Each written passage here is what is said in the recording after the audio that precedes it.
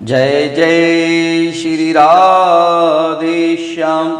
आपका स्वागत है हमारे चैनल मंगल ज्ञान दर्पण में। साथियों, आज हम आपके लिए माता शीतला माँ की कथा लेकर के आए हैं और हम बताएंगे माता शीतला अष्टमी की पूजा कब की जाती है। साथियों, एक बूढ़ी माँ ने अपने बच्चे को कैसे ठीक किया।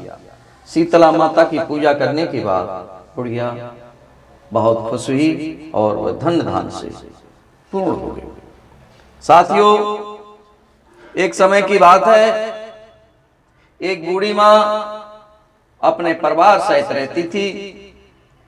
एक बूढ़ी माँ बहुत ही वह गरीब थी और उसके एक पुत्र भी था।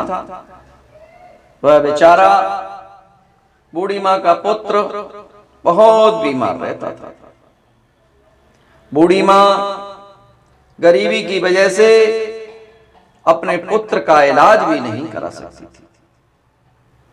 इसलिए बूढ़ी माँ अपने बच्चे को लेकर झाड़ फूंक वालों के पास इधर से उधर भटकती रहती थी और रास्ते में जो भी मंदिर मिल जाता था वहां पर वह बूढ़ी माँ अपने बच्चे को लेकर बैठ जाती थी और भगवान से प्रार्थना करती थी कि हे प्रभु, मेरे इस बच्चे को ठीक कर। और वह बच्चे को लेकर फिर आगे चलती थी। आगे चलते चलते एक दिन बूढ़ी माँ को रास्ते में एक संत जी मिले। बूढ़ी माँ ने उन संत जी को प्रणाम किया और संत जी ने रुक करके बूढ़ी माँ को आशीर्वाद दिया कि खुश रहो। बूढ़ी माँ ने कहा, कैसे खुश रहूं महाराज, मेरा ये बच्चा बहुत ही बीमार है और ये ठीक नहीं हो पा रहा है। ये ठीक नहीं होगा तो मैं कैसे खुश रहूंगी। तब संत जी ने कहा कि तुम शीतला माता की पूजा अर्चना करना, व्रत रखना, तुम्हारा बेटा स्वस्थ हो जाएगा। तब बूढ़ी माँ ने कहा, मैं कब पूजा करूं और कब व्रत रखूं। तब संत जी ने बताया, वैशाख मास की कृष्ण पक्ष की अष्टमी को शीतला देवी की पूजा की जाती है। शीतला देवी की पूजा चेचक निकलने के प्रकोप से बचने के लिए की जाती है। ऐसी प्राचीन मान्यता है कि जिस घर में महिलाएं शुद्ध मन से इस व्रत को करती हैं, उस परिवार को शीतला देवी धन धान से पूर्ण एवं प्राकृतिक विपदाओं से दूर रखती हैं। इस पर्व को बसौड़ा भी कहते हैं। बसौड़ा का अर्थ है कि बासी भोजन। इस दिन घर में ताजा भोजन नहीं बनाया जाता है, एक दिन पहले ही भोजन बनाकर रख देते हैं। शीतला देवी का पूजन करने के बाद घर के सब व्यक्ति उस बासी भोजन को ही खाते हैं।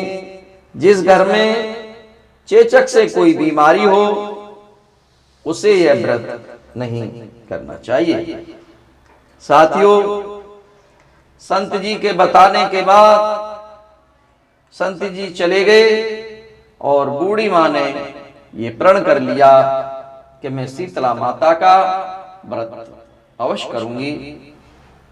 उसी दिन से साथियों, शीतला माता को याद करती रही बूढ़ी माँ और उसका बच्चा धीरे धीरे ठीक होने लगा। जब तक वैशाख मास का महीना आया, शीतला अष्टमी का दिन आया, तब तक बूढ़ी माँ का बच्चा पूर्ण तरह से स्वस्थ हो चुका था। उसके बाद बूढ़ी माँ ने वह शीतलाष्टमी का व्रत रखा, बहुत ही मन से माता की पूजा की। साथियों, माँ का पूजा व्रत करने के बाद धीरे धीरे उस बूढ़ी माँ का परिवार धन्य धान्य से पूर्ण हो गया और माता लक्ष्मी की भी कृपा पूरी तरह माँ के ऊपर हो गई और माँ बहुत ही खुश हो गई। उसका पूरा परिवार आज पूरी तरह से स्वस्थ और खुश था। साथियों, आप लोगों से भी निवेदन करेंगे, ये वैशाख मास का महीना चल रहा है, शीतलाष्टमी आने वाली है, इसलिए माता शीतलाष्टमी का व्रत व पूजन आप लोग भी अवश्य करें। जैसे बूढ़ी माँ को आशीर्वाद मिला, वैसे ही हम और आप सब लोगों को माता का आशीर्वाद मिले। इसी के साथ अब हम चलते हैं और फिर आएंगे इसी तरह एक नई कथा के साथ। तब तक आप सब लोगों को बहुत बहुत धन्यवाद। बोलिए शीतला मैया की जय।